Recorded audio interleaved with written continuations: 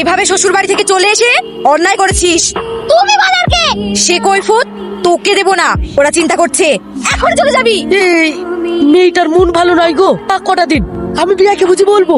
না, ভুল করেছে, নিজে গিয়ে ক্ষমা চেয়ে ওর বাড়িতে ঢুকবে। কি বলছো তুমি? তুমি ওকে ছোট থেকে মানুষ করেছো, তুমিও তো ওর মা। থাক কটা দিন থাক। না, ওকে এখনই যেতে হবে। ওঠ।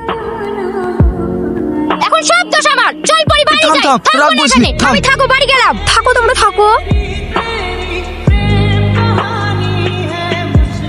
এইভাবে রাগ করে কেউ যায় বৌমা? বলছিল ওর সৎমা দেখতে পারি না। আমরা কিছু বলিনি, কিছু চাইও নি। চাইলে বিয়ে দিতাম। হ্যাঁ ভাই, আপনারা খুব ভালো। তাই বাপ, আমার মেয়েটাকে তুমি বাঁচিয়েছো, কিন্তু আমার মেয়েটা খুব জেদি। অমন হয়, মায়ের অভাব হয়তো ওকে অমন করে জেদি করে দিয়েছে। তা বলি, বাপ তো আছে, ভালো জায়গায় বিয়ে হয়েছে, ফাঁকি দিয়ে দিবেন নাকি? মেয়েকে তো কিছুই দেননি। টম্পা, চুপ কর তো। না না ভাই, ও দেবো। কিচ্ছু লাগবে না। এতদিন যা হয়েছে হয়েছে, আপনারা ওকে একটু ভালোবাসা দেবেন, তাহলেই দেখবেন ও ঠিক হয়ে যাবে।